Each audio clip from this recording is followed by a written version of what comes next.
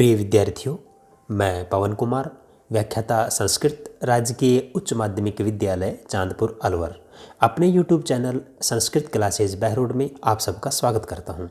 इस वीडियो में हम संस्कृत साहित्य कक्षा 12 की पाठ्य पुस्तक विजेत्री के 9वें पाठ महाकवि मागह का शेष भाग पूरा करेंगे। इससे पहले हमने पिछले वीडियो में महाकवि मागह नामक पाठ का अध्ययन प्रारंभ किया था।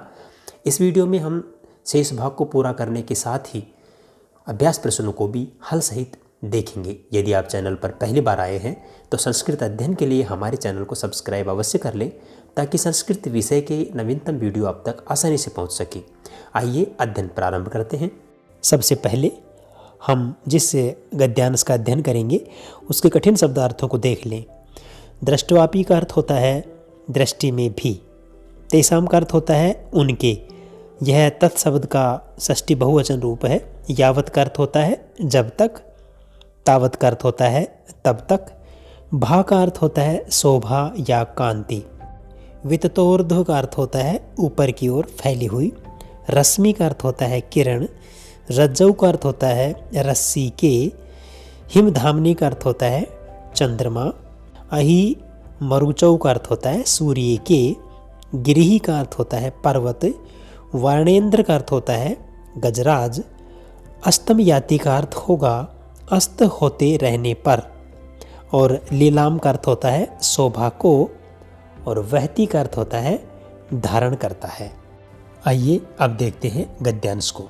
समीक्षकाणां दृष्ट्वा अपि मागह एव श्रेष्ठः अस्ति। समीक्षकों की दृष्टि में भी माघ ही श्रेष्ठ है।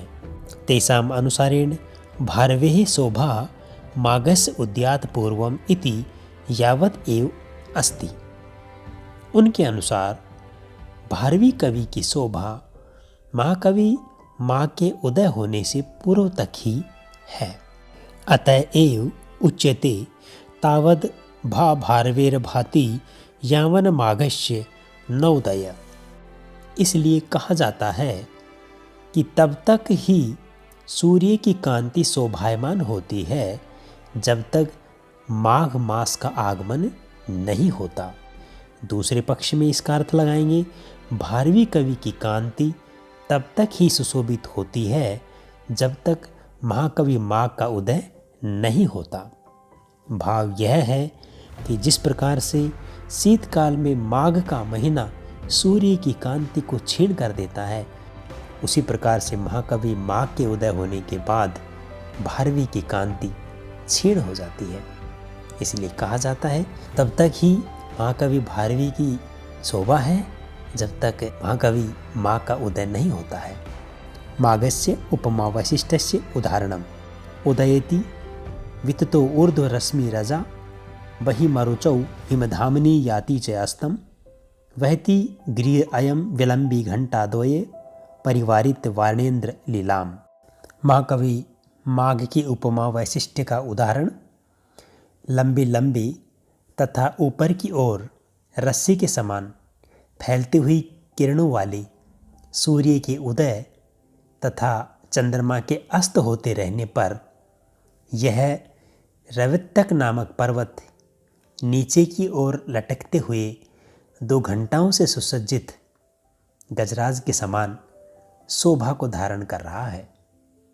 महाकवि माघ की यह सुप्रसिद्ध उपमा है और यह उपमा समीक्षकों को इतनी अधिक पसंद आई कि उन्होंने महाकवि माघ को घंटा माघ की उपाधि ही दे दी और महाकवि माघ घंटा माघ के नाम से प्रसिद्ध हुए।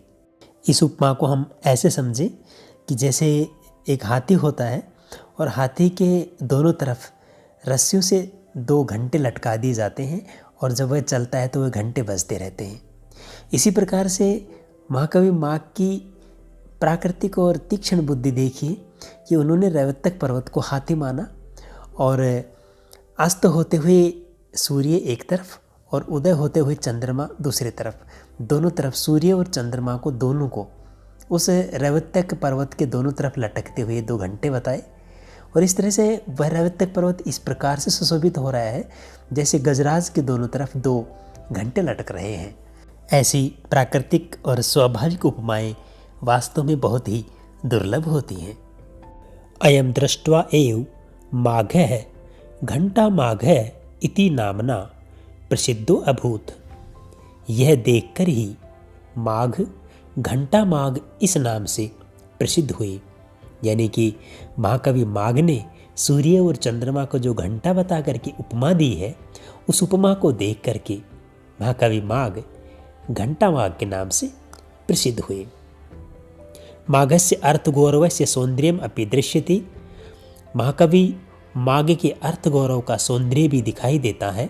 यथा जैसे वैयान से प्रकृत्यामित भाषिण है। महान पुरुष स्वभाव से ही कम बोलने वाले होते हैं। सर्व है स्वार्थम समीहते, सभी अपना भला चाहते हैं। समय एव करोति बलाबलम, समय ही व्यक्ति को बलवान करता है और समय ही व्यक्ति को निर्बल करता है। क्षणे क्षणे यत नवताम उपैति तदेव रूपम रमणीयतायाः, जो प्रत्येक क्षण नवीनता को प्राप्त होता है वही रमणीयता का रूप है। इस प्रकार से महाकवि माघ ने छोटे छोटे वाक्यों में बड़े बड़े अर्थ को भर दिया है, इसलिए उनका अर्थ गौरव भी प्रशंसनीय है। अगला गद्यांश देखें। इस गद्यांश को पढ़ने से पहले हम गद्यांश में आए हुए कठिन शब्दार्थों को देखें। मधुरया का अर्थ होता है मनोहारिणी। मधु समृद्धि का अर्थ होता है पराग की वृद्धि से। समेधित मेधया का अर्थ होता है बढ़ी हुई बुद्धि वाली। और मधुकर अंगनया का अर्थ होता है भ्रमरी के द्वारा। निर्भृताक्षरम का अर्थ होता है गंभीरता युक्त वचन। उज्जगे का अर्थ होता है उच्च स्वर से गाने लगी। आइए अब देखिए गद्यांश को। पदलालित्यस्य वैशिष्ट्यम अपि एकस्मिन् श्लोके दृश्यते अत्र। यहाँ पदलालित्य का वैशिष्ट्य भी एक श्लोक में दिखाई देता है। मधुरया मधुबोधित माधवी मधु समृद्धि समेधितः मेधया मधुकर अंगनया मुहुर उन्मद ध्वनि भृता निभृताक्षरम उज्जगे। इसका अर्थ है मनोहारिणी यानी मन को हरने वाली, वसंत से विकसित की गई अर्थात वसंत में खिली हुई माधवी लता के पराग के बढ़ने से बढ़ी हुई बुद्धि वाली अर्थात वसंत में विकसित माधवी लता के पुष्प पराग का पान करके मत वाली मदमस्त मद उत्पादक ध्वनि करती हुई भ्रमरी गंभीरता युक्त उच्च स्वर से गाने लगी। संक्षेपतः स्पष्टम एव यन्माघः काव्य निर्माणे यथा कलापक्षम उत्कृष्टतमं स्वीकरोति तथापि भावपक्ष दृष्टया अस्य लेखनीं सुललितं माधुर्यपूर्णं च अस्ति।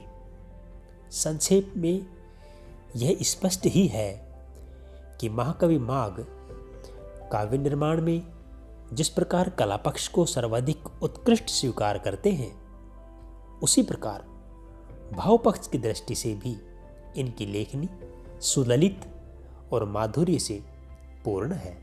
भाव यह है कि महाकवि माघ के काव्य में कलापक्ष और भावपक्ष दोनों ही श्रेष्ठ और उत्कृष्ट हैं।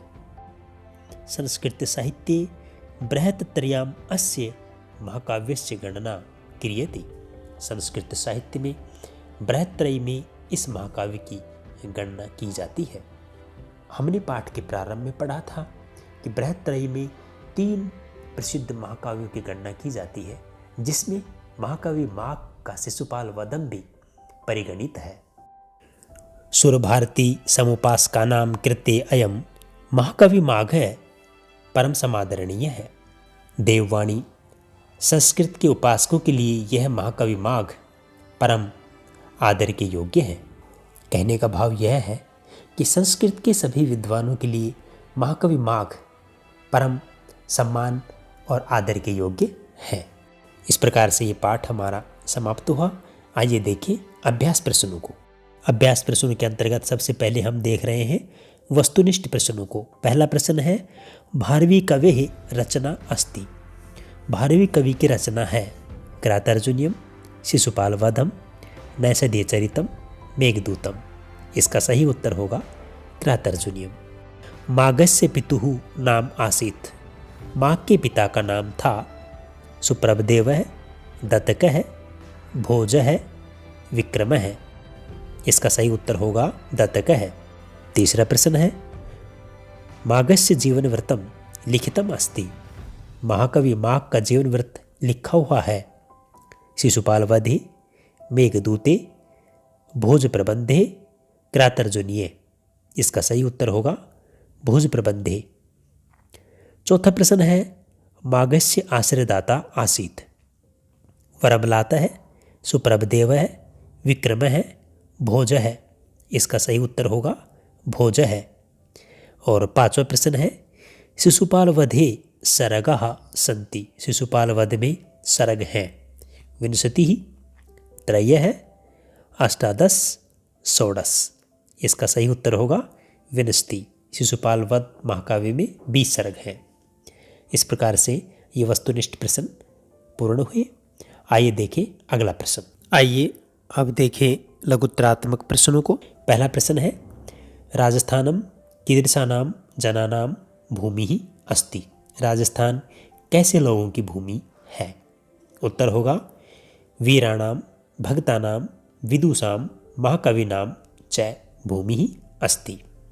राजस्थान की जो भूमि है वह वीरों की, भक्तों की, विद्वानों की और महाकवियों की भूमि है। दूसरा प्रश्न है, माघस्य जन्म कुत्र अभवत्। महाकवि माघ का जन्म कहाँ हुआ था? उत्तर होगा राजस्थान से जालोर जनपद अंतर्गते भीनमाल नगरे। और तीसरे प्रश्न में पूछा गया है, शिशुपाल वधस्य नायकः कः अस्ति। शिशुपाल वध का नायक कौन है? उत्तर होगा श्री कृष्ण है। चौथा प्रश्न है, शिशुपाल वधस्य कथायाः आधारः किम अस्ति। शिशुपाल वध कथा का आधार क्या है? उत्तर होगा महाभारतम सभा पर्व है। और पांचवें प्रश्न में पूछा गया है, माघस्य काव्ये कति गुणाः सन्ति। महाकवि माघ के काव्य में कितने गुण हैं? इसका उत्तर होगा महाकवि माघस्य काव्ये त्रियो गुणाः सन्ति। महाकवि माघ के काव्य में 3 गुण हैं, उपमा, अर्थगौरव और पदलालित्य। ये तीनों गुण महाकवि माघ के काव्य में मिलते हैं। अब देखते हैं प्रश्न निर्माण के प्रश्न को। अधोलिखितानाम उत्तराणाम आधारेण प्रश्न निर्माणम कुरुत। नीचे लिखे हुए उत्तरों के आधार पर प्रश्न निर्माण कीजिए। उदाहरण दिया हुआ है, माघस्य जन्म भीनमाल नगरे अभवत्। माघ का जन्म भीनमाल नगर में हुआ था। इसका प्रश्न बना माघस्य जन्म कुत्र अभवत्। इसी प्रकार से हमें प्रश्न बनाने हैं। पहला प्रश्न है, भीनमाल नगरस्य पुरातनम नाम भिन्नमाल इति आसीत्। इसका प्रश्न बनेगा भीनमाल नगरस्य पुरातनम नाम किम आसीत्। दूसरा प्रश्न, माघः विद्वान दानशीलः च आसीत्। प्रश्न बनेगा माघः कीदृशः आसीत्। और तीसरा प्रश्न है, शिशुपाल वधे मुख्य रूपेण वीर रसः अस्ति। शिशुपाल वध में मुख्य रूप से वीर रस है। प्रश्न बनेगा शिशुपाल वधे मुख्य रूपेण कः रसः अस्ति। चौथा प्रश्न है, कालिदासस्य मेघदूतम प्रसिद्धम अस्ति। कालिदास का मेघदूत प्रसिद्ध है। प्रश्न बनेगा कस्य मेघदूतम प्रसिद्धम अस्ति। किसका मेघदूत प्रसिद्ध है। और पांचवा प्रश्न बनेगा, माघस्य पितामह सुप्रभदेवः आसीत्। माघ के पितामह यानी दादा सुप्रभदेव थे। प्रश्न बनेगा माघस्य पितामह कः आसीत्। माघ के दादा कौन थे। इस प्रकार से ये प्रश्न निर्माण का प्रश्न भी पूर्ण हुआ। मुझे विश्वास है कि पाठ आपको अच्छे से समझ में आया होगा। फिर भी यदि आपकी कोई समस्या है तो कमेंट्स बॉक्स में लिखकर आप हमें अवश्य बताइए। हम आपकी समस्या का समाधान अवश्य करेंगे। वीडियो यदि पसंद आया है तो लाइक कीजिए, शेयर कीजिए और अपने मित्रों को भी बताइए। अगले वीडियो में हम नवीनतम पाठ्यक्रम अनुसार अगले पाठ को लेकर के फिर उपस्थित होंगे। तब तक जुड़े रहिए, पढ़ते रहिए। धन्यवाद।